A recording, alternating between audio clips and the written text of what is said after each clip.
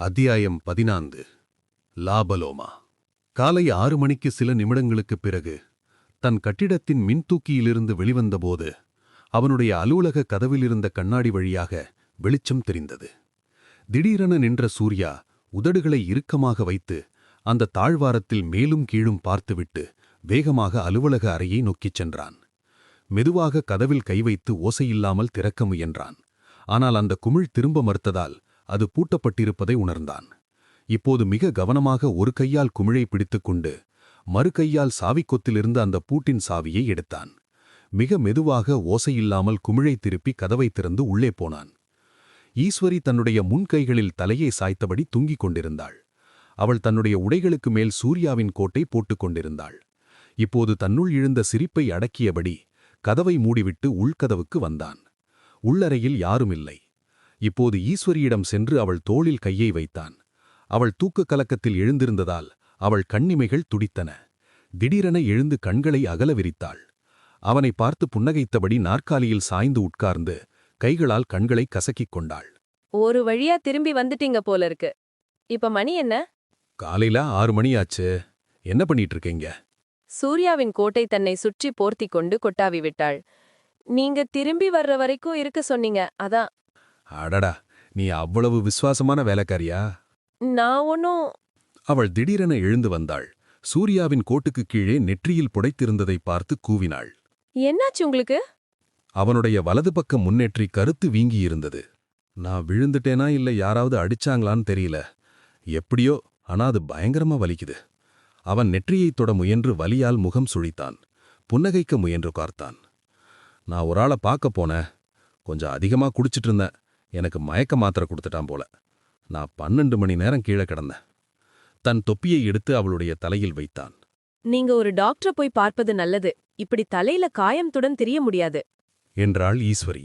அது ஒன்னும் அவ்வளவு மோசமில்ல, தலைவலி தவிர என்றவன் வாஷ்பேசனுக்குச் சென்று தன்னுடைய கைக்குட்டையை குளிர்ந்த நீரில் ஈரம் செய்து நெற்றியில் வைத்துக் கொண்டான். நான் போன பிறகு ஏதாவது நடந்ததா இங்க? இல்ல. நீங்க வந்தனாவை கண்டுபிடிச்சிங்களா சூர்யா? இல்ல. வேறெதுவும் விசேஷம்? டிஏ உங்களை பார்க்கணும்னு சொன்னாரு. உங்களை கூப்பிட சொன்னாரு. அப்புறம்? கோபாலன் அப்படின்னு ஒருத்தர்கிட்ட இருந்து ஒரு செய்தி வந்தது. 5:30 மணிக்கு முன்னால அவரை பார்க்க சொல்லி. கைக்குட்டையை தண்ணீரில் நனைத்து பிழிந்த சூர்யா அதை தன் நெற்றியில் வைத்தபடி வந்தான். அந்த செய்தி எனக்கு கிடைத்தது. அந்த பையனை கீழே போய் சந்திச்சுத்துதான் இந்த விஷயம் நடந்தது. அந்த குண்டன் தான் ஃபோன் பண்ணதா? ஆமா. அப்புறம்? அந்த பெண்ணை தீவிரமாக பார்த்தபடி நிதானமாக யோசித்து பேசினான். என்கிட்ட இருக்க ஏதோ ஒண்ணு அவனுக்கு வேணுமா? ஒருவேளை என்னுடைய உதவி இல்லாமையே அதை கண்டுபிடிக்கலான்னு நினைச்சு எனக்கு ஏதோ மருந்து ஊத்தி கொடுத்துட்டான்.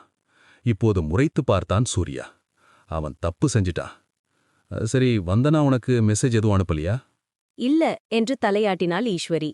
இதுக்கும் அதுக்கும் சம்பந்தம் இருக்கா? ஆமா, கொஞ்சம். அந்த ஆளுக்கு வேண்டிய பொருள் அவகிட்ட இருக்கா? இல்லாட்டி தாய்லாந்து கிங்கு கிட்ட. ஏங்கண்ணே, உனக்கு தெரிஞ்ச ஒரு சரித்திர பேராசிரியர் இருக்கார்ல? ஆமா, அவர தூரத்து சொந்தம். ஏன் கேக்குறீங்க?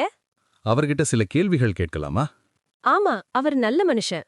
சரி, அப்ப நீ உன்னோட நோட்புக்கும் பென்சிலும் எடுத்துட்டு வா. அவள் ஒரு நோட்புக், பென்சில் இவற்றை எடுத்துக்கொண்டு நாற்காலியில் அமர்ந்தாள். இப்போது ஈர கைக்குட்டையை தலையில் அழுத்தியபடியே கோபாலன் சொன்ன சிலையின் கதையை அவளுக்குச் சொன்னான். அவனுக்கு சில பெயர்கள் சரியாக நினைவில் இல்லை. ஆனால் முடிந்தவரை நினைவுபடுத்தி அவற்றைச் சொன்னான். ஆனால் சரித்திர நிகழ்வுகளை அவன் சரியாகச் சொன்னான். அவன் சொல்லி முடித்ததும் அவள் தன்னுடைய நோட்புக்கை மூடிவிட்டு, இது ரொம்ப த்ரில்லிங்கா இருக்குல்ல? ஆமா, இல்லாட்டி ரொம்ப முட்டாள்தனமா இருக்கும். நீ அந்த ப்ரொஃபசர் கிட்ட இத சொல்லி இதுல கொஞ்சமாவது உண்மை இருக்குமா இல்ல வெறும் கட்டுக்கதையான்னு பார்க்க சொல்லு. அதை ஆராய்ச்சி பண்ண கொஞ்ச நாளானா பரவாயில்ல. ஆனா இப்போ அவருக்கு அதை பத்தி ஏதாவது தெரியுமான்னு கேட்டுப்பாரு. முக்கியமா இதை ரகசியமா வச்சிருக்க சொல்லு. நான் போயிட்டு வரேன். நீங்க டாக்டரை போய் பாருங்க. முதல்ல காலை டிஃபன் சாப்பிடலாம் என்றான் சூர்யா. இல்ல, நான் போற வழியில ஆரியபவன்ல சாப்பிட்டுக்கிறேன். அந்த ப்ரொஃபசர் என்ன சொல்றாருன்னு தெரிஞ்சுக்க ஆசை. ரொம்ப நல்லது என்றான் சூர்யா. அவர் உன்னை கேலி பண்ணா அழுக ஆரம்பிச்சிராத. சூர்யா ஆனந்த விலாஸ் ஹோட்டலுக்குச் சென்று நிதானமாக காலை உணவு சாப்பிட்டான். செய்தித்தாள்களை படித்த பிறகு வீட்டுக்குச் சென்று சவரம் செய்து குளித்துவிட்டு சலவை செய்த உடைகளை உடுத்திக் கொண்டான். வந்தனா வெங்கடேஷனின் இருப்பிடத்திற்குச் சென்று பார்த்தால் அங்கு யாருமில்லை. அங்கிருந்த பொருட்கள் முன்பிருந்த போலவே இருந்தன. கோபாலனிடம் சென்று பார்த்தால் அங்கும் கோபாலனும் அந்த பையனும் சுமார் 17 வயது மதிக்கத்தக்க மிக அழகான ஒரு பெண்ணும் அவள்தான் கோபாலனின் மகளாக இருக்கும். 10 நாளைக்கு முன் மதுரையிலிருந்து வந்திருக்கிறார்கள். இன்னும் அவர்கள் காலி செய்யவில்லை என்று தெரிந்தது. இப்போது சூர்யா மீண்டும் ஜீவன் தங்கியிருந்த ஹோட்டலுக்குச் சென்றான். ஹரிஹரன் சூர்யாவின் தலையை பார்த்துவிட்டுச் சொன்னார். அடடா, என்னாச்சு உங்களுக்கு? யார் அடிச்சாங்க? அது ஒண்ணுமில்ல, விடுங்க என்று சூர்யா சொன்னபடி அமர்ந்தான். அது ஒன்றும் அவ்வளவு மோசமான காயமில்லை. என்னாச்சு அந்த ஜீவன் போக்குவரத்து? நீங்க வெளியே போன பிறகு அரை மணி நேரத்துல அவன் வெளியே போனான். அதுக்கப்புறம் அவனை பார்க்கல. நேத்து நைட்டு ரூமுக்கு வரல அவன். கெட்ட விஷயமெல்லாம் பழகுறான் போல. ஆமா, இந்த மெட்ராஸ்ல செய்வதற்கு எவ்வளவு விஷயம் இருக்கு ஒரு தனி ஆளுக்கு. அது சரி, அவனா உங்களை தாக்குனது? இல்ல, அது ஜீவன் இல்ல. அது சரி, அவன் இல்லாதப்ப அவனுடைய ரூமை சோதித்து பார்க்க முடியுமா? முயற்சி பண்ணலாம் என்று ஹரிஹரன் தன்னுடைய காஃபி கோப்பையை தள்ளி வைத்துவிட்டு தன் முழங்கைகளை மேசை மேல் வைத்தபடி சூர்யாவை உற்று பார்த்தான். உங்களுக்கு எல்லா விதத்திலையும் நான் எப்பவுமே உதவி இருக்கேன். ஆனா நீங்க ஜீவன் விஷயத்துல எதையோ மறைக்கிறீங்க சூர்யா. என்ன ஆனாலும் என்கிட்ட அதை மறைக்க வேண்டியதில்ல. நான் வெளியே சொல்ல மாட்டேன். என்னை பத்தி உங்களுக்கு தெரியும் இல்லையா? சூர்யா அவருடைய முகத்தை நேராக பார்த்தான். நான் எதையும் மறைக்கல. எனக்கு தெரிஞ்சதை சொல்றேன். அவனுக்காக நான் ஒரு வேலை செய்யறேன். ஆனா அவனுக்கு தெரிஞ்சவங்க சில பேரு நடந்துக்கிற விதம் எனக்கு பிடிக்கல. நேத்து இங்கிருந்து நம்ம விரட்டின அந்த பையனும் அவனுக்கு தெரிஞ்சவனா? ஆமாமா. மகேஷ கொன்னது அவங்கள ஒருத்தந்தானே? இல்ல என்று தலையசைத்தான் சூர்யா. தம்பிதுரை தான் மகேஷ கொன்னது. தம்பிதுரைய கொன்னது யாரு? சூர்யா சிரித்தான். அது ரகசியம்னு சொல்றாங்க. ஆனா நான் தான் அவனை கொன்னதுன்னு போலீஸ் நினைக்குது. சிரித்தபடி ஹரிஹரன் சொன்னான். நீங்க என்ன செய்றீங்கன்னு கண்டுபிடிக்க முடியல. சரி வாங்க, அவன் ரூமை போய் பார்க்கலாம் என்று சொல்லிவிட்டு வரவேற்பு மேசைக்கு போய் சில நிமிடங்கள் பேசினார். ஒருவேளை அவர்கள் அருகில் இருக்கும்போது ஜீவன் வந்துவிட்டால் அவர்கள் எச்சரிக்கப்பட வேண்டும் என்று சொல்லியிருப்பார். பின் அவர்கள் இருவரும் நடந்து மேல்தளம் சென்றார்கள். ஜீவனின் மெத்தை விரிப்பு கசங்காமல் இருந்தது. குப்பை கூடையில் சின்ன குப்பை காகிதங்கள் கிடந்தன. குளியலறையில் உபயோகித்த துண்டுகள் கீழே கிடந்தன. இன்னும் அன்று காலை அறை சுத்தம் செய்யப்படவில்லை என்று தெரிந்தது. அறையில் ஒரு சூட்கேஸ், ஒரு ட்ரங்க் பெட்டி, மேலும் ஒரு சின்ன பயணப்பை இவை இருந்தன. குளியல் அறையில் நிறைய வாசனை திரவியங்கள், கிரீம்கள், பவுடர்கள் இருந்தன. கபோர்டில் சட்டைகள், ஓவர் கோட் இவை இருந்தன. சூட்கேஸ், பயணப்பை இவை பூட்டப்படாமல் இருந்தன. ஹரிஹரன் அந்த ட்ரங்க் பெட்டியை கள்ளச்சாவி போட்டு திறந்து வைக்க, இதுவரைக்கும் எதையும் காணோம் என்ற சூர்யா சொன்னபடி ட்ரங்க் பெட்டியை திறந்து பார்த்தான். அதிலும் வித்தியாசமாக எதுவும் தென்படவில்லை. நாம என்ன தேடிட்டு இருக்கோம் என்றார் ஹரிஹரன் மீண்டும் ட்ரங்க் பெட்டியை பூட்டபடி. ஜீவன் ஏதோ இலங்கையிலிருந்து வந்ததாக சொன்னான். அதுக்கு எதுவும் ஆதாரம் இருக்கான்னு பாக்குறேன். அவன் என்ன செஞ்சிட்டு இருக்கான் இங்க? சூர்யா தலையசைத்தான். அதைத்தான் கண்டுபிடிக்க முயற்சி பண்றேன். இப்போது குப்பை கூடையை நோக்கிச் சென்றான். இதுலயாவது ஏதாவது இருக்கான்னு பார்க்கலாம். அதில் அன்றைய செய்தித்தாள் 2-3ஆக மடிக்கப்பட்டிருந்தது. அந்த செய்தித்தாளை பிரித்து ஆராய்ந்தான். முதல் 2 பக்கங்களில் எதுவும் இல்லை. 3வது பக்கத்தில் ஒரு ஓரத்தில் ஒரு சதுரமான இடம் கிழித்து கசக்கப்பட்டு உருண்டையாக இருந்தது. அதை பிரித்து பார்த்தான். அது ஆஸ்திரேலியாவிலிருந்து அன்று வந்த சில கப்பல்களை பற்றிய செய்தி இருந்தது. இந்த பகுதி முந்தைய நாள் செய்தித்தாளிலிருந்து கிழிக்கப்பட்டது என்பது தெரிந்தது. அந்த கிழிசலுக்கு நேர் மேலே ஒரு சிறிய தலைப்பு இருந்தது. இன்று சென்னை துறைமுகத்துக்கு வருபவை என. அதன் கீழே பின்வருமாறு எழுதப்பட்டிருந்தது. 12:20 மணிக்கு கபில், கொழும்பிலிருந்து. 5:05 மணிக்கு தீபிகா, பினாங்கிலிருந்து. இப்போது ஹரிஹரன் அருகில் வந்து கேட்டான். என்ன விஷயம்? ஜீவன் ஏதோ ஒரு கப்பலை பற்றிய செய்தியை தேடியிருக்கான். அது ஒன்னும் சட்டத்துக்கு புறம்பானதில்லையே என்றான் ஹரிஹரன். இப்போது அந்த கிழித்த பகுதியை தன்னுடைய கோட் பாக்கெட்டில் வைத்துக் கொண்டான். சரி, பாக்ஸை லாக் பண்ணியாச்சா? எல்லாம் பார்த்தாச்சு. ரொம்ப தேங்க்ஸ். சரி, ஒருவேளை ஜீவன் வந்தா எனக்கு கால் பண்றீங்களா? கட்டாயம் என்றார் ஹரிஹரன். அந்த செய்தித்தாள் அலுவலகத்துக்கு சென்று சேர்ந்த சூர்யா முந்தைய நாளின் செய்தித்தாள் பிரதியை கண்டுபிடித்து கிழித்த பகுதியில் என்ன இருந்தது என்று பார்த்தான். அதில் டஹிட்டி என்ற கப்பல் ஆஸ்திரேலியாவின் சிட்னி துறைமுகத்திலிருந்து வருவதாக இருந்தது. மேலும் ஹாங்காங்கிலிருந்து வரும் லா பலோமா என்ற கப்பலை பற்றிய செய்தியும் அதில் இருந்தது. இப்போது தனது அலுவலகத்துக்கு திரும்பினான்.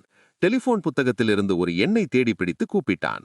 நேற்று ஹாங்காங்கிலிருந்து வந்த கப்பல் துறைமுகத்தில் எங்கே இருக்கிறது என்று கேட்டு விடை கிடைத்ததும் நன்றி என்றான். இப்போது ரிசீவரை எடுத்து மேலும் சில எண்களை சொல்லி கேட்டான். போலீஸ் ஸ்டேஷன் இணைப்பு கிடைத்தது. தங்கராஜ் இருக்காரா? நன்றி. ஹலோ தங்கராஜ் சார், சூர்யா பேசுறேன். நேற்று மத்தியானம் உங்களை கூப்பிட முயற்சி பண்ண. இன்னைக்கு மதிய உணவுக்கு நாம் சந்திக்கலாமா? சரி என்றார் தங்கராஜ். இப்போது மேலும் ஒரு எண்ணை கேட்டு தொடர்பு கிடைத்ததும் பேசினான். என் பெயர் சூர்யா. டிஏ என்ன பார்க்கணும்னு சொன்னார்னு செய்தி கிடைத்தது. அவருக்கு எது வசதியான நேரம் என்று கேட்டு சொல்றீங்களா? சரி, நன்றி. இப்போது மீண்டும் ஒரு எண்ணை கூப்பிட்டான். ஹலோ கண்ணு, சித்தார்த் கிட்ட பேசலாமா? சார், சூர்யா பேசுறேன். இன்னைக்கு 2 மணிக்கு நான் டிஸ்ட்ரிக்ட் அட்டார்னிய பார்க்கணும். நீங்க என்ன ஒரு 3 மணிக்கு கால் பண்ணுங்க, மறக்காம. ஒருவேளை என்னுடைய உதவி எனக்கு தேவைப்படலாம். எனது கால்ஃபா? நீங்க இன்னொரு நாள் கால்ஃப் விளையாட போலாம் சித்தார்த். நான் ஜெயிலுக்கு போகாமல் இருக்கணும்னா நீங்க கட்டாயம் கால் பண்ணுங்க, சரியா? பாய். செய்தித்தாள்களை தள்ளிவிட்டு கொட்டாவி விட்ட பிறகு தன் வீங்கிய நெற்றியை தொட்டு பார்த்தான். ஈஸ்வரி உள்ளே வரும் வரை கோழி தூக்கம் தூங்கினான். ஈஸ்வரி சிவந்த முகத்துடன் சிரித்தபடி உள்ளே வந்தாள். அது உண்மையா இருக்கலாம்னு சொன்னாரு என்றாள். அவர் அந்த ஆர்கியாலஜி துறையில எக்ஸ்பர்ட் இல்ல. ஆனா நீங்க சொன்ன வருஷ கணக்கெல்லாம் சரியா இருக்கு. நீங்க சொன்ன பேர்களும் சரியானதுதான். அவரே மேலும் தெரிஞ்சுக்க ஆர்வமா இருக்காரு. ரொம்ப நல்லது. இத பத்தி அவர் வேற யார்கிட்டயும் சொல்ல மாட்டாருல்ல? இல்ல சொல்ல மாட்டாரு. அவர் சொன்ன வாக்க மீற மாட்டாரு. ரொம்ப தேங்க்ஸ் கண்ணு. நீ பாக்குறதுக்கு இப்ப ரொம்ப அழகா தெரியுற. மூக்கு நுனியில இருக்கிற கறி கூட பார்க்க நல்லா இருக்கு என்னது என்று சொன்னபடி தன்னுடைய கைப்பையிலிருந்து எடுத்த கண்ணாடியில் முகம் பார்த்தாள். ஓ, அதந்த புகையிலிருந்து வந்திருக்கும் என்று சொல்லி தன் கைக்குட்டையால் முகம் மூக்கை துடைத்துக் கொண்டாள். நீ எங்க போய் நெருப்பு பக்கத்துல போன? நான் ஒன்னும் தேடிட்டு போகல. நான் திரும்பி வர்றப்ப துறைமுகத்துல ஒரு கப்பல்ல நெருப்பு எரிஞ்சுக்கிட்டு இருந்தது. அதுல வந்த புகைதான். சூர்யா தன் கைகளால் நாற்காலியை இறுகப் பற்றினான். அது எந்த கப்பல்னு தெரியுமா? ஆமா, அதோட பேரு லா பலோமா. ஆமா, ஏன் கேக்குறீங்க? அந்த கப்பலை பத்தி உங்களுக்கு தெரியுமா? சூர்யா மையமாக புன்னகைத்தான். எனக்கு தெரியாது கண்டு.